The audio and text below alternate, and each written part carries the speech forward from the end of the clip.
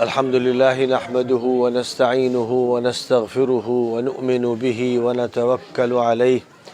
ونعوذ بالله من شرور أنفسنا ومن سيئات أعمالنا من يهده الله فلا مضل له ومن يضلله فلا هادي له ونشهد أن لا إله إلا الله وحده لا شريك له ونشهد أن سيدنا ومولانا محمدا عبده ورسوله صلی اللہ تعالی علیہ وعلى آلہ واصحابہ وازواجہ وذریاتہ واہل بیتہ وبارک وسلم تسلیما کثیرا کثیرا اما بعد فاعوذ باللہ من الشیطان الرجیم بسم اللہ الرحمن الرحیم یا ایہا الناس اتقوا ربکم الذی خلقکم من نفس واحدہ وخلق منها زوجها وبث منهما رجالا كثيرا ونساء واتقوا الله الذي تساءلون به والأرحام إن الله كان عليكم رقيبا يا أيها الذين آمنوا اتقوا الله حق تقاته ولا تموتن إلا وأنتم مسلمون يا أيها الذين آمنوا اتقوا الله وقولوا قولا سديدا يصلح لكم أعمالكم ويغفر لكم ذنوبكم ومن يطع الله ورسوله فقد فاز فوزا عظيما صدق الله العظيم.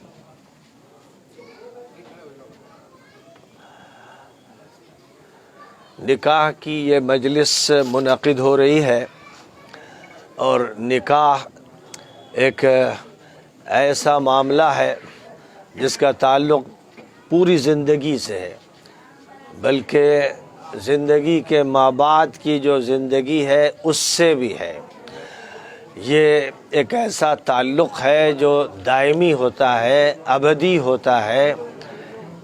حقیقت میں ایک اٹوٹ رشتہ ہوتا ہے، ایک نیا رشتہ قائم ہوتا ہے لیکن اٹوٹ ہوتا ہے، اور ایسا رشتہ ہوتا ہے جس سے زیادہ قریبی رشتہ کوئی بھی نہیں ہوتا ہے۔ باپ کا رشتہ، ماں کا رشتہ، بھائی بہن کا رشتہ، سب یہ رشتے اس اعتبار سے بڑے قریبی رشتے ہیں کہ ان کا جو تعلق ہے اس کی بنیاد پر میراث بھی ہوتی ہے اور خاص حقوق متعین کیے گئے ہیں، لیکن میاں بیوی کا رشتہ ایسا ہے جس میں خلوت نہیں رہتی اور جلوت بھی خلوت بن جاتی ہے۔ یہ ایک ایسا تعلق ہوتا ہے دو افراد کے درمیان کہ کسی اور ایک انسان اور دوسرے انسان کے درمیان یہ تعلق نہیں ہو سکتا ہے۔ اب یہ تعلق جو بڑا مقدس بھی ہوتا ہے، اہم بھی ہوتا ہے، دوامی ہوتا ہے اور ہمیشہ ہمیش کے لیے ہوتا ہے، کیونکہ اس رشتے اور اس تعلق کی بڑی اہمیت ہے۔ اس لیے جب یہ تعلق قائم کیا جاتا ہے تو نبی صلی اللہ علیہ وسلم کی یہ سنت رہی ہے کہ آپ قرآن پاک کے حوالے کے ساتھ اس تعلق کو قائم فرماتے تھے، یعنی قرآن پاک کی 3 آیات کریمہ آپ پڑھا کرتے تھے جب نکاح کی تقریر فرماتے تھے، اور وہ آیات کریمہ میں نے ابھی پڑھی ہیں۔ عام طور پر ہوتا یہ ہے کہ اگر یہ آیتیں پڑھ بھی دی جاتی ہیں تو روا روی میں پڑھ دی جاتی ہیں اور ان کا مطلب لوگوں کو معلوم نہیں ہوتا ہے، اور اس کے بعد ایجاب و قبول ہو جاتا ہے، یعنی نکاح کا جو معاملہ ہے، جو پیکٹ ہے، وہ مکمل کر دیا جاتا ہے۔ حالانکہ صحیح بات یہ ہے کہ جو قرآن پاک کی آیتیں ہیں، کیونکہ ان کی حیثیت کانسٹیٹیوشنل ایکٹ کی ہے، یہ دستوری وہ دستوری ایکٹ ہیں کہ جن کو جاننا ضروری ہے، اور ہونا تو یہ چاہیے کہ جب بھی نکاح کی تقریب ہو کہ تو دولہا بھی ہو اور دلہن بھی پردے میں ہو، خواتین بھی موجود ہوں، دونوں سنیں، ان کے گھر والے سنیں، رشتہ دار سنیں، حاضرین سنیں، سب کو یہ بات معلوم ہونی چاہیے کہ جو اسلامی بنیادوں پر پیکٹ کیا جاتا ہے اور کنٹریکٹ کیا جاتا ہے وہ کیا ہوتا ہے۔ عام طور پر رسمیں مختلف مذہبوں میں جاری ہیں، کہیں مثلا پنڈت نکاح پڑھا دیتے ہیں، کچھ پھیرے لگا دیے جاتے ہیں، کچھ رسمیں پوری کر دی جاتی ہیں، کرسچینٹیز میں، جیوزم میں مختلف اس موقع پر ریچولس ہیں، کچھ رسمیں ہیں جن کو پورا کر دیا جاتا ہے، لیکن اسلام اس کو صرف ایک رسم نہیں کہتا ہے، اس کے یہاں محض ایک روایت نہیں ہوتی ہے جو پوری کر لی جاتی ہے، بلکہ کیونکہ ایک بہت اہم قسم کا ایک کنٹریکٹ ہوتا ہے اور پیکٹ ہوتا ہے، ایک معاہدہ ہوتا ہے۔ یعنی جو معاہدہ لوگ سینکڑوں بیگھہ زمین کا کریں یا ملٹی اسٹوری بلڈنگ کا کریں، کہ بمبئی میں کسی ملٹی اسٹوری بلڈنگ کو آپ خریدیں اور کسی سے معاملہ کریں اور وہ کروڑ کا معاملہ ہو، تو اس کے مقابلے میں نکاح کا جو کنٹریکٹ ہے اور پیکٹ ہے یہ زیادہ قیمتی ہے، زیادہ اہم ہے، زیادہ دائمی ہے۔ اس لیے اس کو یوں سمجھ کے کرنا چاہیے کہ یہ ایک معاہدہ ہو رہا ہے اور یہ معاہدہ بہت ذمہ دارانہ ہو رہا ہے۔ اس لیے جو قرآنک ایکٹس ہیں وہ اس موقع پر پیش کیے جاتے ہیں۔ ایک آیت کریمہ میں اللہ نے فرمایا کہ اے لوگو، اللہ سے ڈرو، اپنے ایشور کا خیال رکھو، اس کا لحاظ رکھو، اس سے شرم کرو جو تمہارا مالک ہے، خالق ہے، جس نے ایک انسان سے، ایک مرد سے اور ایک عورت سے تم کو پیدا کیا، اور اس کے بعد اس مرد اور عورت سے جو سلسلہ انسانوں کی نسل کا چلایا، اس کے نتیجے میں پوری دنیا آباد ہوتی چلی گئی۔ مکہ مکرمہ میں آدم اور حوا سے جو رشتہ چلا وہ جزیرۃ العرب اور اس کے بعد دنیا کے مختلف ملکوں کو آباد کرتا چلا گیا، کہ آج آبادی اتنی بڑھ گئی کہ دنیا یہ سوچنے لگی، حکومتیں سوچنے لگیں کہ کیا آبادی کو کم کیا جائے اور یہ شرط لگائی جائے کہ جو شادی کرے اس کی بس ایک اولاد ہو یا دو ہو، تو ہم دو ہمارے دو۔ چائنا میں یہ پالیسی تھی کہ ہم دو اور ہمارا ایک،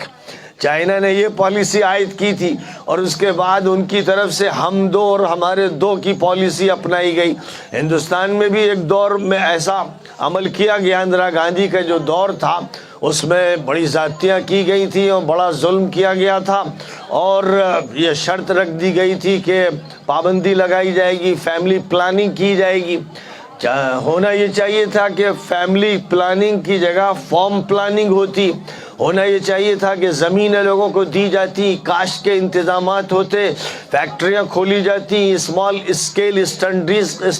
انڈسٹریز قائم کی جاتی، لوگوں کو مواقع بزنس کے دیے جاتے، لوگوں کو آزادی دی جاتی، تو زمین کے چپے چپے سے اناج ہوتا، میوے ہوتے، پھل ہوتے، ترکاریاں ہوتی، اور کوئی بھوکا نہ رہتا۔ لیکن بجائے اس کے کہ لوگوں کو یہ مواقع دیے جائیں، عام طور پر جو مجرم اور ظالم حکومتیں ہوتی ہیں وہ ایشور پر پابندیاں لگانا چاہتی ہیں، کہ ایشور نے جس انسان کو یہ صلاحیت دی کہ اس سے بچے پیدا ہوں، جس عورت کو یہ صلاحیت دی کہ اس سے بچے وجود میں آئیں، وہ چاہتے ہیں کہ اس کی صلاحیت کو ختم کر دیں اور اس کے بعد زمینوں کی چوری چکیٹی کریں، جو ذخیرے ہیں ان کو وہ اپنے ہاتھ میں لے لیں اور اس طرح لوگوں کو محروم کر دیا جائے۔ تو حالانکہ اصول یہ ہے، قرآن بھی کہتا ہے، وید بھی کہتی ہے، بائبل بھی کہتی ہے کہ جو ایشور ہے، گاڈ ہے، لارڈ ہے، مالک ہے، اس نے سب کی ذمہ داری لی ہے۔ وہ چیونٹیوں کو بھی کھلا رہا ہے، وہ مچھلیوں کو بھی کھلا رہا ہے، وہ پرندوں کو بھی کھلا رہا ہے۔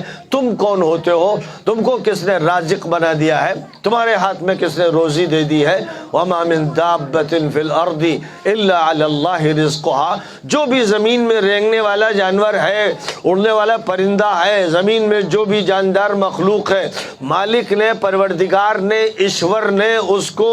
کھلانے پلانے کی ذمہ داری لے رکھی۔ اس لیے حکومتوں کو مداخلت کا کوئی حق نہیں۔ جو حکومت بھی مداخلت کرے ایشور کے کام میں، اللہ کے کام میں، وہ مجرم حکومت ہے۔ اس لیے بہرحال شادی ہوتی اسی لیے ہے کہ اولاد ہو اور اچھی اولاد ہو، اور اولاد ماں باپ کے بھی کام آئے، ان کی عزت کرے اور سب کے کام آئے، جس کا نتیجہ یہ ہوتا ہے کہ ورک فورس بڑھتی چلی جاتی ہے۔ جتنے افراد پیدا ہوتے ہیں ان کی وجہ سے ہمارے پاس ورک فورس بڑھتی ہے، ہمارے پاس ورکرز بڑھتے ہیں، ہمارے پاس وہ افراد ہوتے ہیں جن سے مین پاور ملتی ہے، اور مین پاور سب سے بڑی پاور ہوتی ہے۔ اسی پاور سے پھر انسان کو برین کی پاور ملتی ہے اور ٹیکنک کی پاور ملتی ہے اور ورک کی پاور ملتی ہے۔ تو بہرحال اللہ یہ کہہ رہا ہے، قرآن یہ کہہ رہا ہے، جو قرآنک ایکٹ ہے اس سلسلے میں کہ جب شادی ہو تو یہ بات یاد دلائی جائے کہ اپنے مالک اور ایشور کو خیال رکھو، اس کو یاد رکھو جس نے تم کو ایک اکیلی جان سے اور پھر اس کے جوڑے سے پیدا کیا اور پھر انسانوں کو وہ آباد کرتا چلا گیا، اور اپنے رشتے ناتوں کا بھی خیال کرنا، اور جس اللہ کے نام پر تم بھیک مانگتے ہو، دعا مانگتے ہو، پرارتھنا کرتے ہو، رشتہ کرتے ہو، اس اللہ کا لحاظ کرنا، خیال کرنا، اور اس کے سامنے سر جھکاؤ، اسی کی پوجا کرو، اور یہ مان کے چلو کہ وہی ہے جو اصل حکمران ہے اور اسی کے ہاتھ میں ملکیت ہے اور ساری طاقتیں اس کے پاس ہیں۔ پھر اس کے بعد یہ فرمایا کہ اپنے رشتے ناتوں کا خیال رکھنا، یہ نہ کرنا کہ شادی کے بعد مثلا شوہر صرف بیوی کا ہو جائے یا بیوی صرف شوہر کی ہو جائے، ماں باپ یاد نہ رہیں، بھائی بہن یاد نہ رہیں، نئے رشتے جو ہیں اور پرانے رشتے جو ہیں ان کو بیلنس رکھنا ہے اور ان تمام رشتوں کے تقدس کو باقی رکھنا ہے۔ ہر رشتے کی ایک اہمیت ہے اور اس کی نزاکت ہے اور اس کے حقوق ہیں اور اس کے رائٹس ہیں، اور اس کے بارے میں بتایا گیا ہے کہ ماں باپ کا کیا حق ہے، بھائی بہنوں کا کیا حق ہے، اور اسی طرح پھر ہمارے جو نئے رشتے ہوتے ہیں یعنی شادی کے نتیجے میں جو بیوی بنتی ہے اس کے جو بھائی بہن ہیں، اس کے جو ماں باپ ہیں، وہ بھی اپنے ماں باپ کی طرح ہو جاتے ہیں اور اپنے بھائی بہن کی طرح ہو جاتے ہیں۔ اس طرح نئے نئے رشتے وجود میں آتے ہیں اور ان رشتوں کی وجہ سے انسانوں کی نسل کی افزائش کے انتظامات ہوتے ہیں۔ یہ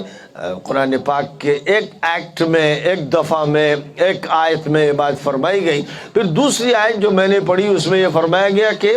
اللہ تعالیٰ سے ڈرو جیسا کہ ڈرنا چاہیے، خیال رکھو کہ وہ مالک ہے، اس کے ہاتھ میں سب کچھ ہے، وہ چاہے گا تو ہوگا، وہ نہیں چاہے گا تو کچھ نہیں ہوگا۔ زمین اگتی ہے اسی ایشور اور مالک کے حکم سے، آسمان سے بادل سے بارش ہوتی ہے اسی کے حکم سے، سمندر ہو، دریا ہو، پہاڑ ہو، ندی نالے ہوں، جو کچھ بھی ہے سب اسی مالک کی وجہ سے ہے۔ اس لیے اس کی عبادت کرتے رہنا، اس کا لحاظ رکھنا، اس سے شرم کرتے رہنا، اور یہ طے کر لینا کہ تمہاری زندگی اس طرح گزرے گی کہ تم اس کو مانتے رہو گے، موت تمہاری اسی حالت میں آئے گی کہ تم اپنے ایک اللہ کی فرما برداری کرو گے، اس کی بات مانو گے، اس کے سامنے سر جھکاؤ گے۔ یہ دوسری آیت قرآن پاک کی پڑھی گئی، قرآنک ورس ہے جس کو پڑھا گیا، ایک قرآنک ایکٹ ہے جس کو آپ کے سامنے پیش کیا گیا۔ اور تیسری آیت میں یہ فرمایا گیا کہ دیکھو اللہ کا لحاظ رکھنا، اس سے شرم کرنا، اس کا خیال کرنا، اس کی باتوں کی پابندی کرنا، اور جو بات زبان سے نکالنا پکی بات، جچی تلی بات کہنا۔ یہ بات اس لیے کہہ دی گئی کہ نوشا میاں سے جب یہ کہا جائے گا کہ فلاں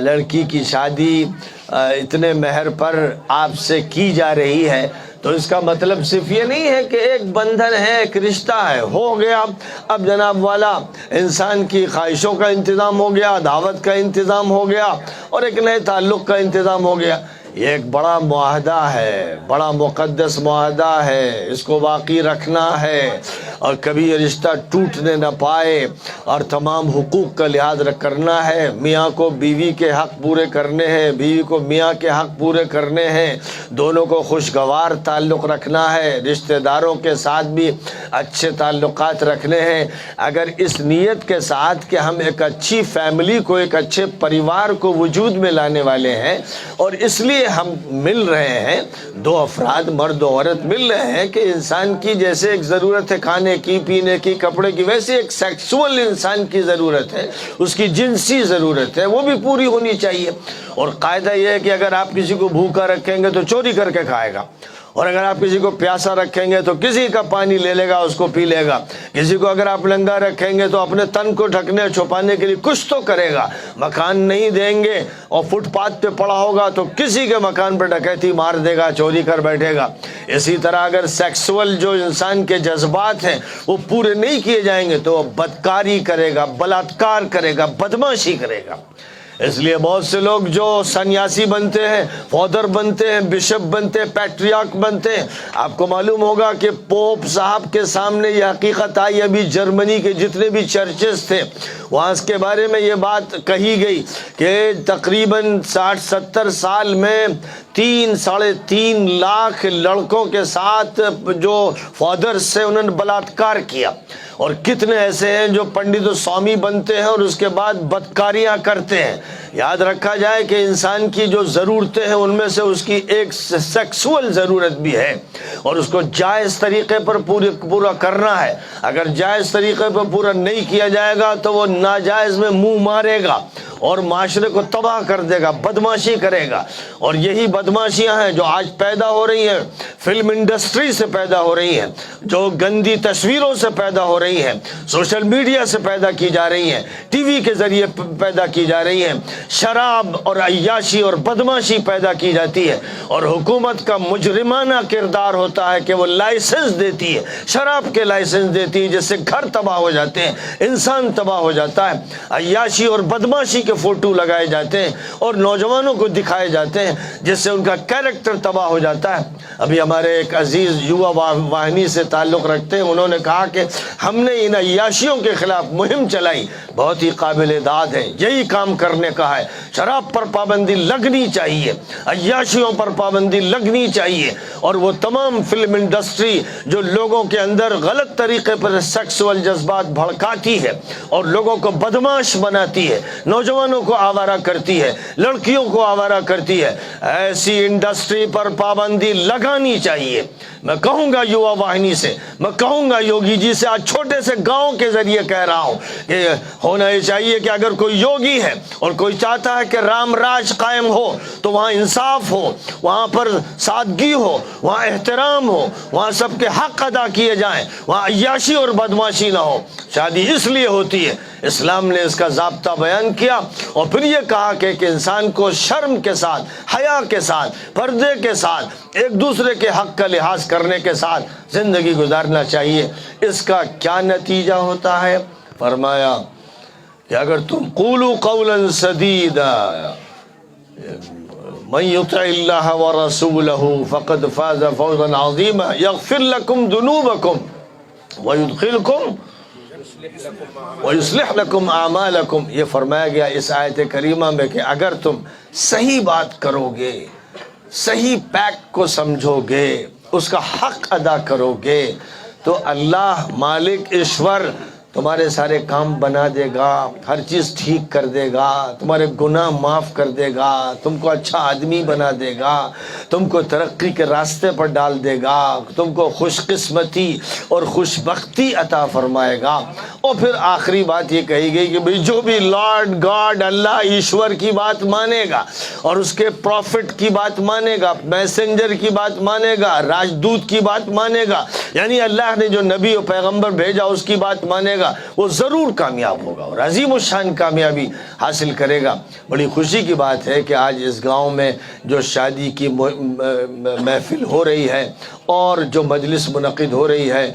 جن آیتوں کی روشنی میں اور جن تعلیمات کی روشنی میں یہ عمل کیا جا رہا ہے، بہت ہی بابرکت ہے۔ ضرورت ہے کہ اسی طرح کی مجلسیں ہوں، سادگی کے ساتھ ہوں، دھوم دھڑکا نہ ہو، بے جا رسمیں نہ ہوں، فضول خرچیاں نہ ہوں، اور آسانی کے ساتھ ہر لڑکے اور لڑکے کی جب اس کی عمر ہو جائے شادی کی تو شادی کر دی جائے، کیونکہ اگر شادیاں نہیں کی جائیں گی لڑکوں کی اور لڑکیوں کی تو وہ بدکاریاں کر کے رہیں گے، کوئی روک نہیں سکے گا۔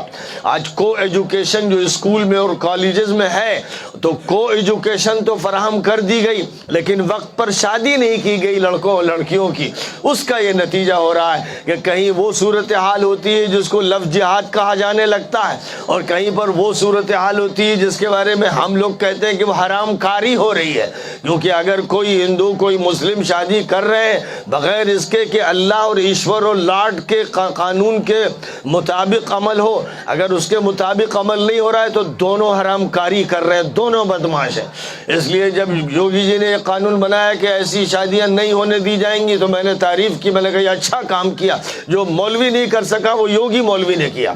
یعنی پابندی لگائی جا رہی ہے حرام کاری پر، اس لیے حرام کاری پر پابندی کوئی بھی لگائے، کسی کسی طرح لگائے وہ صحیح کام ہے۔ بہرحال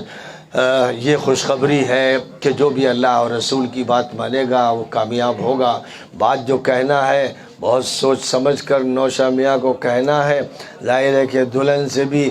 قبول کروایا گیا، گواہ موجود تھے، وکیل جو ان کی نمائندگی کر رہے ہیں وہ ان کی طرف سے موجود تھے اور موجود ہیں۔ اب اس محفل میں آپ سے یہ کہا جاتا ہے کہ آپ کا نکاح شاہدہ خاتون کس کی بیٹی ہے؟ مرحوم نیاز اللہ بنت مرحوم نیاز اللہ سے، شاہدہ خاتون بنت مرحوم نیاز اللہ سے بعوض مہر 2 تولہ سونا کیا جا رہا ہے۔ آپ نے قبول کیا؟ جی میں نے قبول کیا۔ ماشاء اللہ، دعا کر لیجئے بھائی۔ اللہم صلی علی محمد وعلی آل محمد کما صلیت علی ابراہیم وعلی آل ابراہیم انک حمید مجید۔ اللہم بارک علی محمد وعلی آل محمد کما بارکت علی ابراہیم وعلی آل ابراہیم انک حمید مجید۔ اے اللہ اس تقریب نکاح کو قبول فرما، اور اللہ اس رشتے کو قبول فرما، ہر طرح کی برکت عطا فرما، ہر طرح سے حفاظت فرما۔ اے اللہ اچھی اولاد کا ذریعہ فرما، اور اے اللہ خاندان کو برکت نصیب فرما، دونوں خاندانوں کی حفاظت بھی فرما اور ترقی بھی عطا فرما۔ اے اللہ جو اس مجلس میں بیٹھے ہیں ان کے لیے بھی اس کو ایک اچھا میسج بنا دے، اور سب کو اللہ اور رسول کی پابندی کے ساتھ زندگی گزارنے کی توفیق عطا فرما۔ اے اللہ محض اپنے فضل و کرم سے اس گاؤں کو بھی برکت عطا فرما، اس کے تمام لوگوں کو، قرب و جوار کے لوگوں کو بھی اپنی حفاظت عطا فرما، اور سب پر اپنا رحم فرما، اور ہمارے ملک کو بھی اللہ امن عطا فرما، شانتی عطا فرما، آپس میں تمام لوگوں کو محبت عطا فرما۔ اے اللہ شراب سے، جوئے سے اور ہر طرح کی بدماشی سے، بدکاری سے ہماری قوم کی حفاظت فرما، ہندو کی، مسلم کی، سکھ کی، عیسائی کی، سب کی حفاظت فرما، اور سب کو انسانوں کی طرح زندگی گزارنے کی توفیق عطا فرما۔ ربنا تقبل منا انك انت السميع العليم وتب علينا انك انت التواب الرحيم، وصلى الله تعالى